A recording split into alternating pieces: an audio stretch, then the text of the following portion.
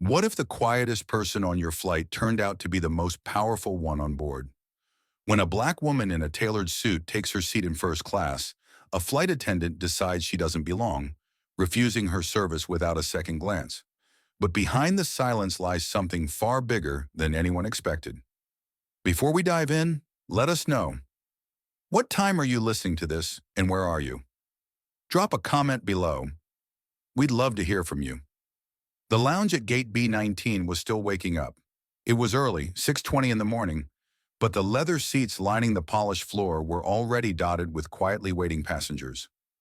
Soft jazz played through overhead speakers, and the sunlight poured in through the tall windows, casting golden stripes across sleek suitcases and tired faces. Marceline Duval stood out, though she didn't try to. She walked in slowly, purposefully, a slim woman in a deep navy business suit and low black heels. Her glasses sat neatly on her nose, and her hair was pulled into a tidy bun. She moved like someone who knew exactly where she was going, but wasn't in a hurry to get there. A security camera followed her discreetly from the corner of the ceiling, its lens swiveling as if it, too, had taken notice. No one else paid much attention. She approached the counter quietly, scanned her boarding pass, and with a soft beep, the gate agent nodded her through. Marceline gave a faint smile, then made her way down the jet bridge, one careful step after another. Inside the plane, the first-class cabin gleamed. Cream-colored seats sat wide and open, a gentle hush hovering in the air. Overhead lights cast a warm glow, and the flight attendants moved with well-practiced precision, their uniforms crisp and sharp. Marceline found her seat, 2A, window seat. She eased into it, setting her leather tote under the seat in front of her. She exhaled through her nose, closed her eyes for a moment, and let her fingers rest on the armrest. This wasn't her first flight, and it certainly wasn't her first time in first class. But still, something about it always felt earned, fought for. Like every inch of that seat, every polite smile from staff, every nod from a fellow passenger, had been carved out of years of proving herself. From the corner of her eye, she saw the approach. A woman, tall, fair-skinned, probably mid-40s, stepped up beside her. Her name tag read Evelyn. Her smile was tight, almost forced. Her eyes, however, weren't smiling at all. "Can I help you find your seat, ma'am?" Evelyn asked, voice calm but distant. Marceline blinked, then glanced up. Her voice was level. "I believe I found it." She lifted her phone and tilted the screen, displaying the digital boarding pass. Seat 2A, first class. Evelyn looked at the phone, then back at Marceline. There was a pause, a hesitation too long to be polite. Then without a word, Evelyn turned and walked away. Marceline didn't react. She adjusted the sleeve of her blazer and pulled out her tablet, trying to settle in. But the chill left behind by that moment sat with her like condensation on the cabin window. Thin, but unmistakable. A few minutes passed. Passengers continued to board. Flight attendants bustled. Someone was offered champagne. Someone else was handed a hot towel. Marceline reached up and pressed the call button. It lit up with a soft ding. A short while later, Evelyn returned. She didn't lean in. She didn't smile. "Yes?" she asked. "Could I have a glass of water, please?" Marceline said gently. Evelyn didn't write anything down. She didn't even nod. Instead, she said, "We only serve first-class passengers here." Marceline blinked once. Not fast, just once. She didn't argue. She didn't raise her voice. She simply said, "Okay," and withdrew her hand from the armrest. Evelyn turned and walked away. Across the aisle, a man glanced over. He had thinning hair, a navy pullover, and a puzzled look on his face. He looked as if he might say something, but he didn't. He turned his eyes back to his phone. Marceline reached down, opened the front flap of her tote bag, and pulled out a bottle of water she'd brought from the lounge. She unscrewed the cap, poured a bit into the plastic cup left on her tray, and placed the empty bottle back inside. She set the cup down gently on the tray, untouched. Then she leaned back in her seat, her hands folded in her lap. She didn't frown. She didn't shift uncomfortably. Her stillness was its own language. It wasn't anger. It wasn't defeat. It was calculation. Across the aisle, the man, Hugo Linwood, watched her again. He didn't know her, but something about her quietness made him uneasy. He looked away once more, but this time he remembered her face. And so, Marceline Duval leaned back in her seat, her silence sharper than any retort, her patience older than this plane. The real flight had just begun. The plane had been in the air for less than 20 minutes, but the silence around Marceline already felt heavier than the clouds outside.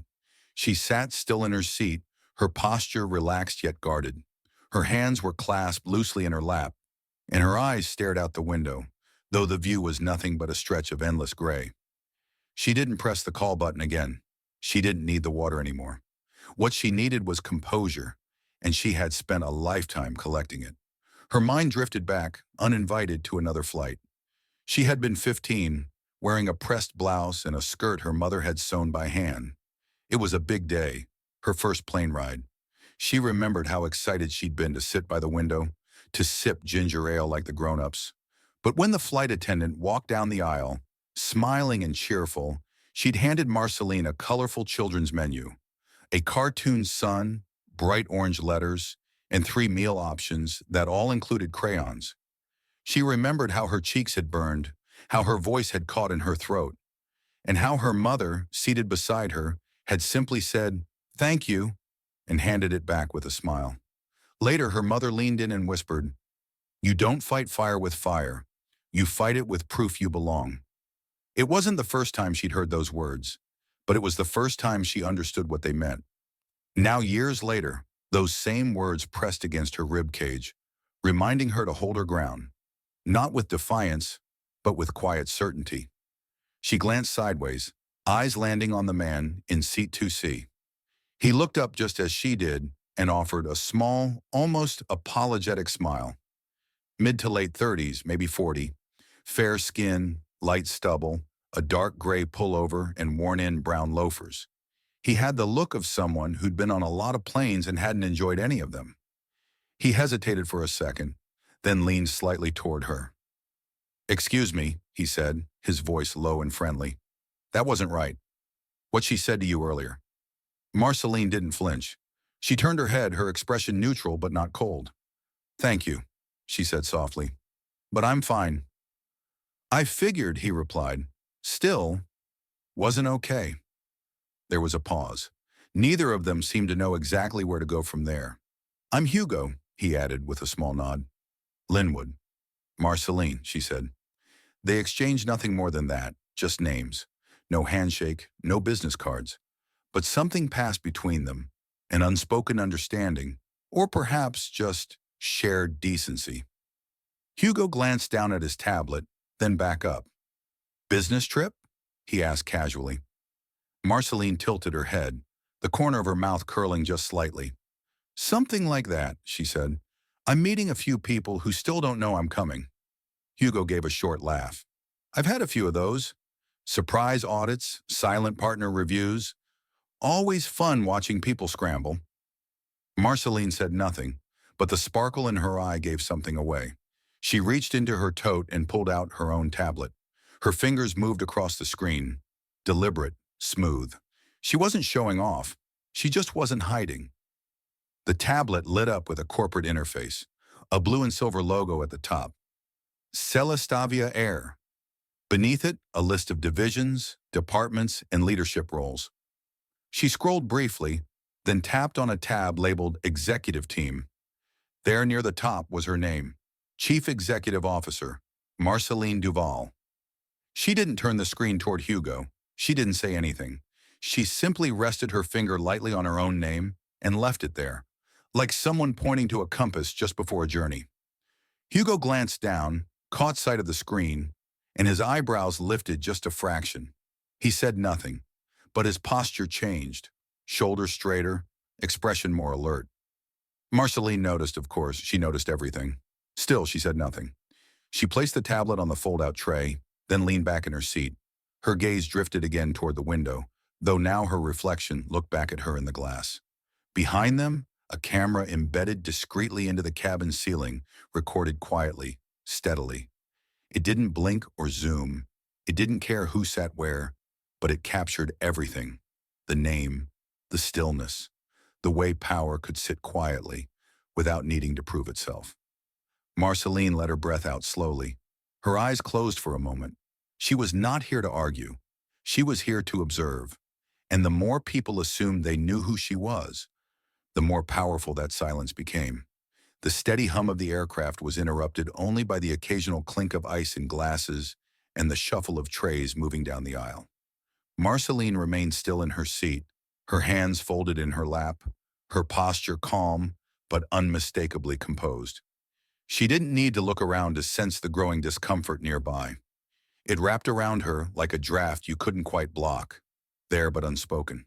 Evelyn moved gracefully through the first-class cabin, her polished shoes clicking softly on the floor. She had the presence of someone used to being watched, used to control. Her uniform was crisp, her hair pulled tight, and every movement felt rehearsed. She paused at row 1 and bent slightly, offering a menu to the older gentleman in 1B. "We have the beef tenderloin or grilled salmon this morning. Both come with a warm roll and fruit salad," she said with a bright tone. The man smiled and nodded politely. "Beef sounds good," he replied. Evelyn smiled again, turned, and walked past 2A without so much as a glance. She stopped at 2C and addressed Hugo with the same brightness. "Good morning, sir. May I offer you breakfast? We have—" He looked from Evelyn to Marceline, then back again. His brow furrowed. "I'm fine for now, thanks," he said, his voice slightly sharper than before. She nodded and moved on. Hugo leaned slightly toward Marceline, about to speak. But before a word left his mouth, she gently reached out and touched his wrist, a quiet gesture that said more than a full sentence could. He froze, then leaned back in his seat. She withdrew her hand and looked forward again, eyes half closed like someone meditating through turbulence. Evelyn had noticed the interaction. She didn't show it outright, but her eyes flicked back briefly. It wasn't defiance she saw in Marceline's gesture. It was something colder, something unsettling. The kind of quiet power that made people uneasy. Evelyn didn't like that feeling. She liked control. She liked order. She liked knowing what kind of people were in her cabin and how they were supposed to act. She had served celebrities, senators, CEOs.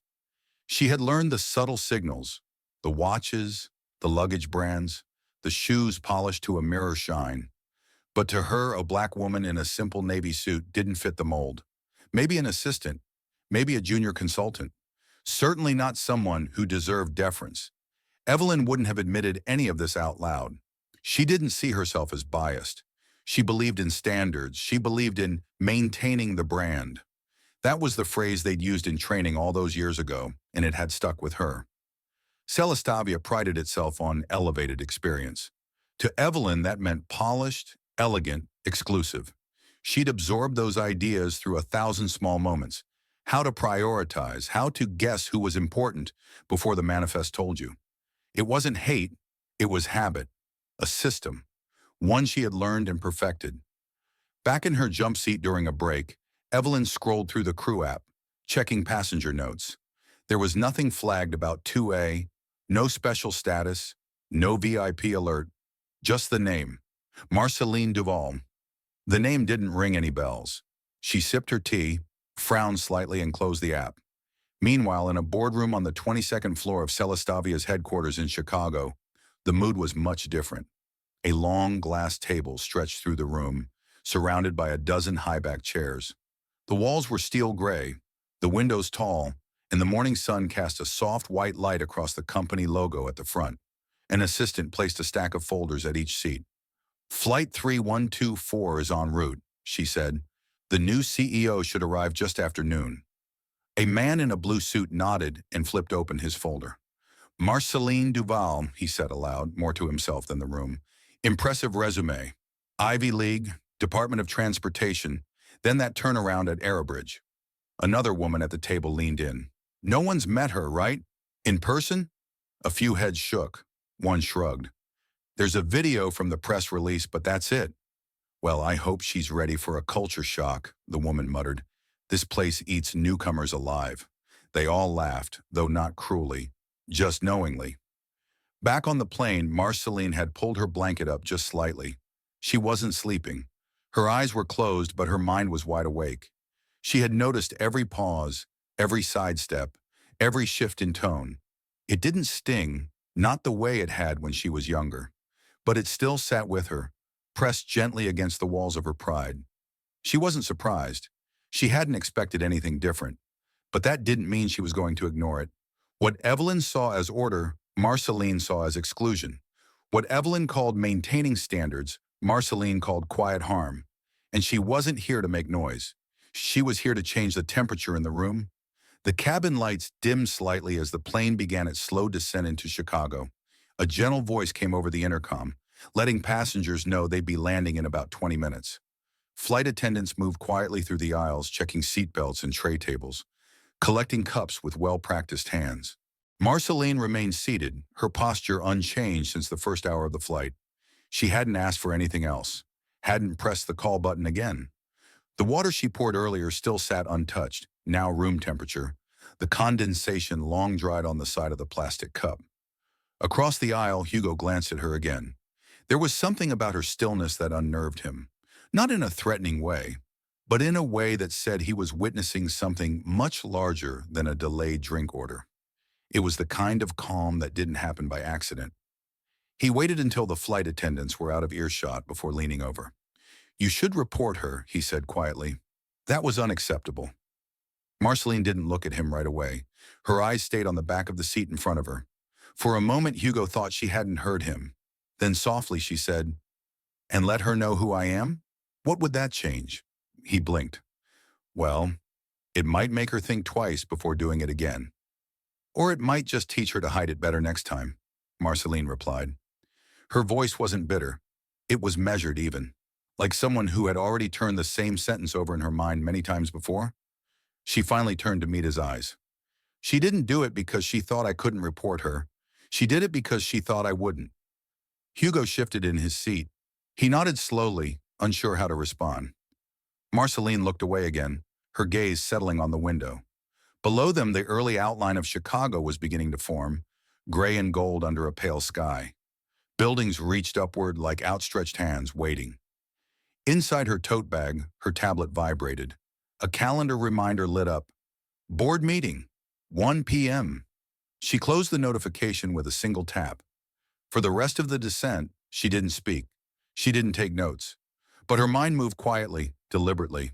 She thought through every detail, every glance, every moment Evelyn had skipped her row, every shift in tone when speaking to others.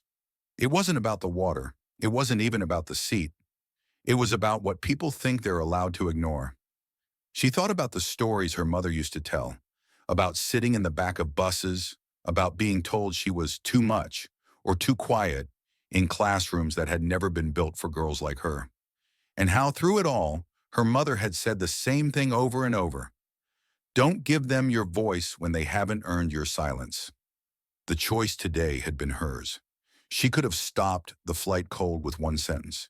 She could have asked to speak to the head attendant, could have shown her credentials, could have pulled rank, but that would have made it personal. And this wasn't just about her. When the wheels touched down, there was the usual shuffle, seatbelts clicked, carry-ons were lifted, coats slipped on. Evelyn passed through the aisle one last time. She paused at row 2, looked directly at Marceline and said, "Thank you for flying with us today." Her tone was the same as before, flat, polite, professional. Marceline nodded. "Thank you."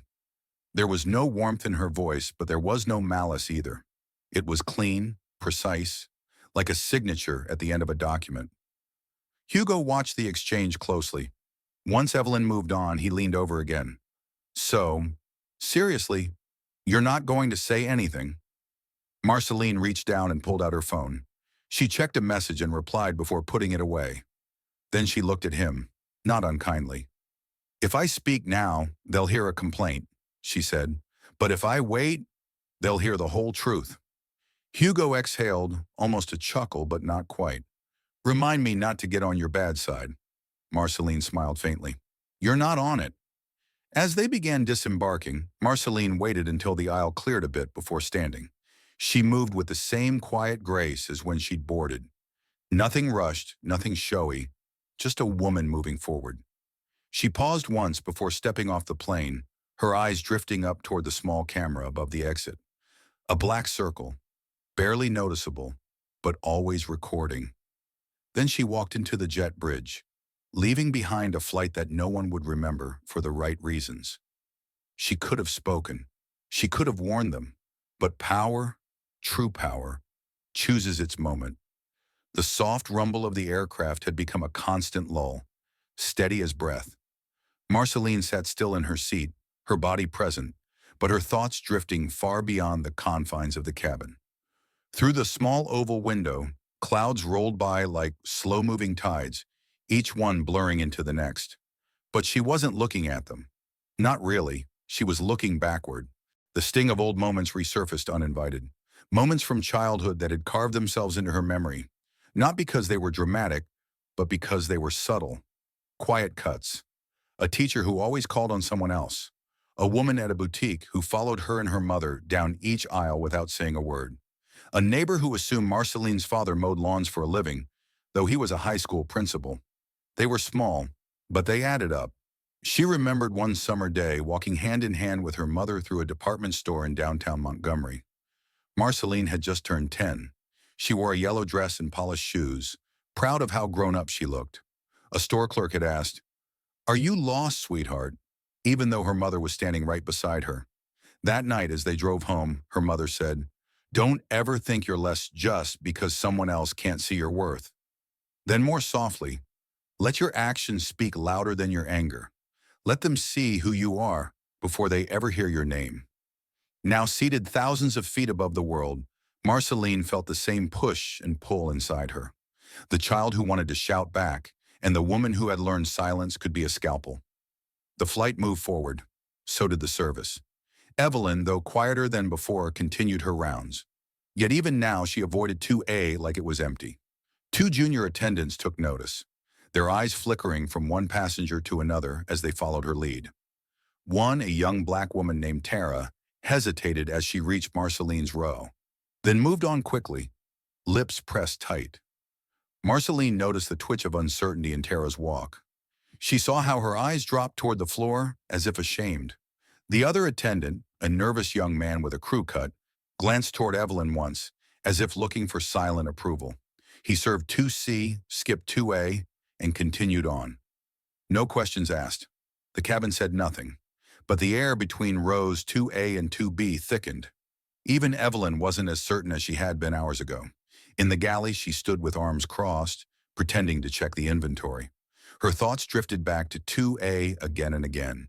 She knew she'd handled it poorly. She didn't like the feeling in her stomach, the one that came from knowing you'd made a call you couldn't undo.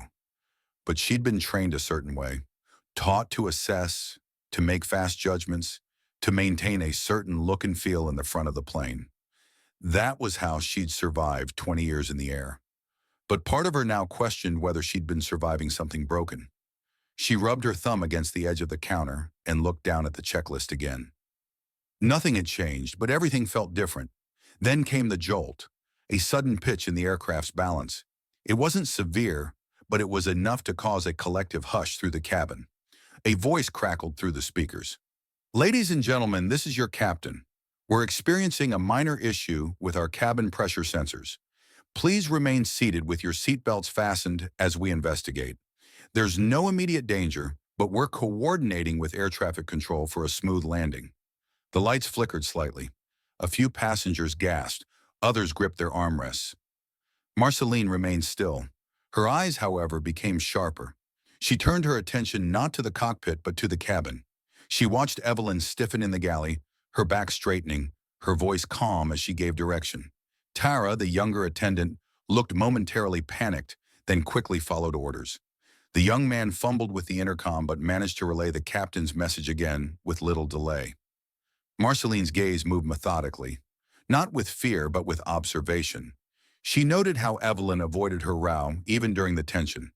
She saw Tara glancing at her with something like regret. She heard the uneven tone in the crew member's voice and how it faltered when he passed by 2A again without acknowledgement. From her tote, Marceline quietly pulled out her tablet and opened the Notes app. No photos, no recordings, just simple typed impressions, clear, calm, undeniable. Across the aisle, Hugo moved quickly. His phone was in hand, tilted low. He wasn't panicking, he was documenting. Marceline caught it in the corner of her eye, the way he opened his email and typed. The recipient field read, internal.compliance@celestavia.corp. She didn't interrupt him. She didn't nod. But she knew what he was doing. And more than that, she knew it was enough. By the time the aircraft leveled out and the captain confirmed the issue had stabilized, the panic had ebbed. Passengers exhaled. Some chuckled nervously. Evelyn returned to her standard announcements. Tara checked on elderly passengers. And Marceline? She closed her tablet and slid it gently into her bag. She no longer felt like a guest on this flight. She felt like someone holding a mirror to a system that had never expected to see itself. Before the seatbelt sign turned off, she had already made her decision. Before the landing gear touched down, she had already gathered everything she needed. And before the runway lights came into view, she knew. Everything was about to change. The jet bridge had barely cooled from the morning traffic when Marceline stepped into the sleek lobby of Celestavia's Chicago headquarters. The marble floors reflected clean lines and the scent of citrus polish hung faintly in the air. Her suitcase rolled quietly behind her as she walked past a wall-mounted screen that displayed her name in bold letters. Welcome, Marceline Duval. But no one there knew what had just unfolded 30,000 feet in the air. She didn't stop at the front desk. She didn't need to. Her badge had already been activated. The elevator ride to the executive floor was quiet except for the faint hum of fluorescent lighting. As she stood still, her reflection stared back at her from the mirrored doors, composed, focused, and unflinching. The woman who had walked onto that plane just hours ago wasn't gone, but something in her had shifted. The years of restraint, of calculated silence, were giving way to something firmer. Not rage, but readiness. By the time the doors opened, she had made up her mind. She didn't intend to file a complaint. She intended to launch an investigation. In her office, she powered up her laptop and opened a clean document. A blank slate, something she rarely allowed herself. She titled it, Operational Bias, Observations and Recommendations. Her fingers paused above the keys. Then, without hesitation, she began to write. She documented every interaction on Flight 3124. Not just the overt disrespect, but the quieter patterns. The skipped eye contact, the uneven service, the forced smiles that melted too quickly when no one was looking. But this wasn't just about Evelyn. This was about the system that made someone like Evelyn think she was right. Marceline wasn't interested in naming and shaming one person. She wanted a trail, a timeline, a structure. She wanted to dismantle it properly. While she wrote, a notification popped up on her screen, an internal message from the compliance department. The subject line read, Passenger Incident Report, Flight 3124. Attached was an email from Hugo Linwood, sent just an hour after landing. Marceline opened it. Hugo had been thorough, calm, fair, but clear. He described what he saw, the repeated dismissals, the selective service, the atmosphere of polite neglect. He didn't make assumptions. He didn't offer conclusions. He just told the truth. And then he closed his message with one line. I don't know who she is, but someone like that shouldn't be ignored. Marceline exhaled slowly. Not relief, not pride, something deeper. Confirmation. She wasn't the only one who had seen it. Meanwhile, Evelyn was unraveling. She sat in the break room on the second floor, tapping her pen against a foam coffee cup. Her shift had ended, but her mind hadn't. Rumors were already swirling. Someone had filed a complaint, possibly from corporate. The name Hugo Linwood had come up more than once. She wasn't sure what he had seen or what he had said, but she felt it closing in. A junior flight attendant had asked her in passing, Hey, is everything okay? Heard someone from the last flight got flagged. Evelyn waved it off, but her stomach turned. She'd never been written up before. 22 years in the air, always rated high on surveys, always on time, professional, polished. But now she couldn't shake the look in that woman's eyes. She kept playing it back. 2A, silent, still, watching her with that maddening calm. She had thought she was handling it, maintaining order. But maybe, just maybe, she'd underestimated what was happening. Later that afternoon, she was called into a meeting. Not a formal one, but quiet, behind closed doors. A supervisor read her a summary of the passenger report. No names were shared, but the descriptions matched. Evelyn denied any wrongdoing. She called it a misunderstanding.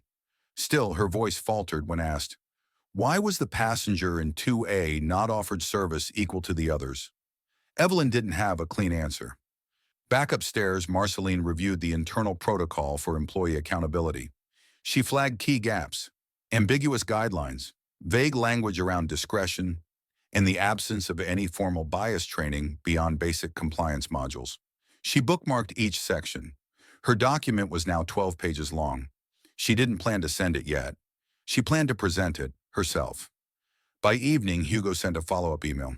This time he addressed it directly to Marceline, not knowing who she really was. In it, he offered to speak further if needed. He signed off with, I know it's not my place, but some things shouldn't be kept quiet. She stared at the message for a long time. Then slowly she typed a reply, thank you. What you did mattered. No signature, no title. Not yet. Later in the quiet of her office, the city lights flickering just beyond the window, Marceline opened a new email draft addressed to the Celastavia board. Subject, Internal Operations Review, Bias and Service Standards. She didn't type a word for several minutes. She just sat there, hands resting on the keyboard, eyes focused. The air in the room felt still but charged. It was no longer about the woman in 2A. It was about everyone who had sat there, overlooked, dismissed, quietly erased. It was time they were seen. The conference room on the 24th floor of Celastavia's headquarters had seen its fair share of tense board meetings. But this morning was different. The walls, covered in soft gray acoustic panels and adorned with aviation-themed art, seemed to absorb the tension that buzzed quietly beneath the hum of ceiling lights. 12 board members sat around the long glass table, flipping through printed packets stamped confidential. Beside each packet was a ceramic cup of black coffee, most untouched. The air was tight, thick with expectation. Marceline stood at the head of the table. No podium, no presentation clicker. Just her voice, and a single printed document, what she had titled Equity in Service, Failures and Foundations. She hadn't yet announced who she was, not formally. They all thought she was a corporate investigator, or maybe legal counsel sent from the compliance team. Her badge was blank, her tone firm, her presence quiet, but commanding.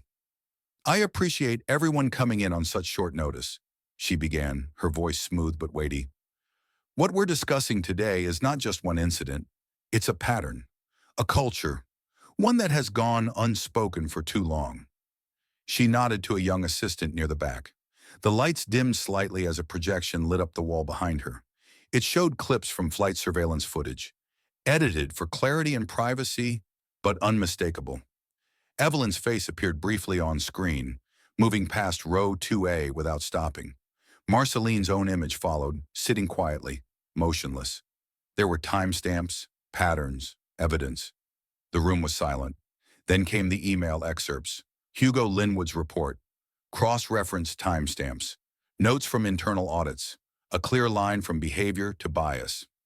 Finally, Marceline looked across the room and said, I'd like to ask Evelyn Tressler to join us.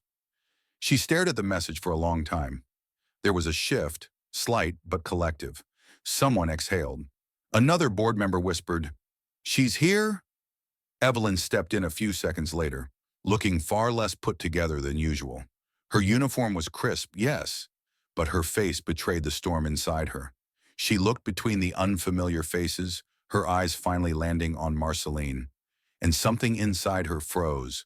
Recognition, not of a coworker, of a passenger. Evelyn's voice cracked a little as she greeted the board. Good morning. One of the executives gestured toward a chair, but Marceline remained standing. I'd prefer we speak openly, Marceline said. The board member nodded. Marceline turned toward Evelyn. Ms. Tressler, she began, voice steady, can you explain why the passenger in seat 2A was not acknowledged for the majority of Flight 3124? Evelyn hesitated. I didn't mean to ignore her. There was a service issue. We were short-staffed. Marceline kept her gaze fixed. Other passengers in her row were offered full service. Can you explain why she wasn't? Evelyn looked down. I made an error. I didn't recognize her as a priority. I assumed. You assumed based on what? Marceline asked softer now. Not a trap.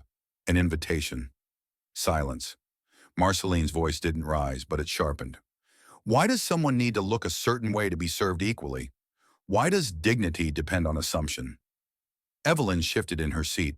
There are expectations in first class. Certain standards. We're trained to keep things uniform, professional. That training, Marceline said, should never lead someone to erase a person from view. There was a murmur around the table. Not outrage, agreement. A board member spoke up. It seems this wasn't just one person's failure.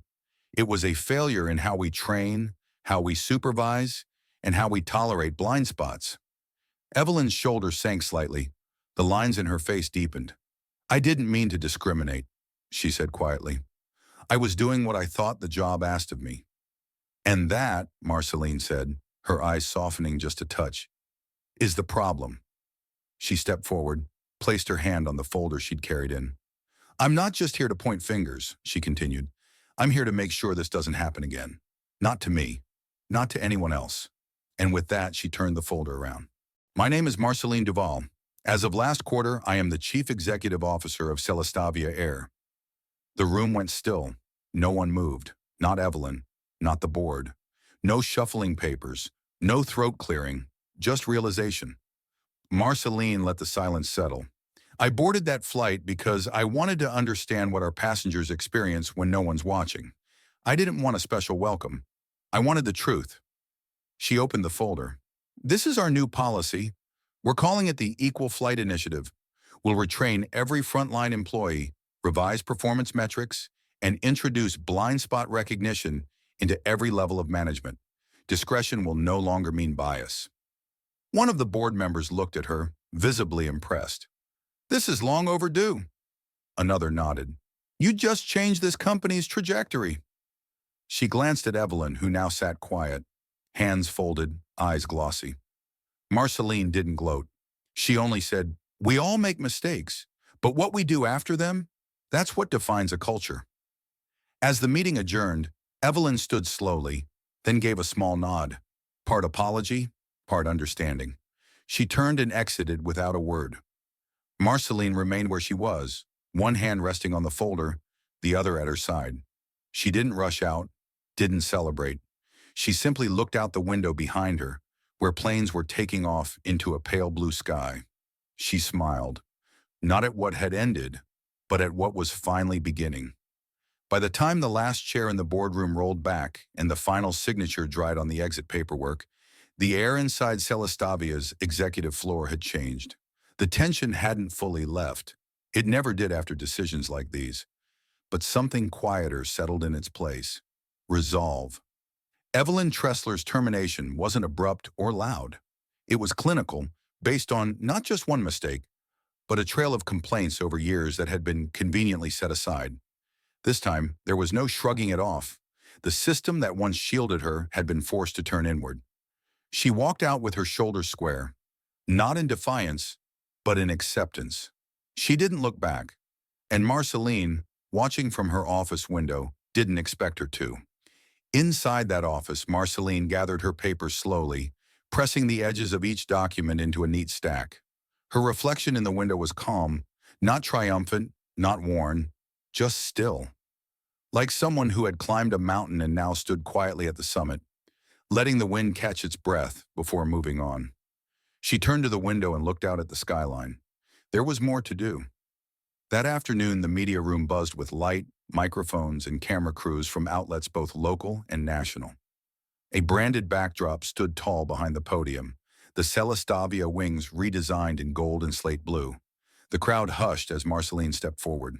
She didn't need notes. She had lived every word. Today, she began, we're launching Project Equiseat. Flashes clicked, pens scratched. People leaned in. It's not just a diversity program, she continued. It's a systemic shift in how we train, how we serve, and most importantly, how we see. She paused and scanned the room. Not for effect, but for connection. We're eliminating legacy metrics that silently punish difference. We're retraining every in-flight staff member under a new standard. Respect on first sight. Her voice didn't rise, but its clarity filled the room. We're also creating a real-time reporting channel, not just for passengers, but for employees. Because equity isn't about waiting until harm is done. It's about preventing it from being repeated. A reporter raised a hand. Will the employee responsible for the incident be named? Marceline shook her head. This isn't about one person. It's about every moment we chose silence over justice. The press conference ended not with applause, but with something better.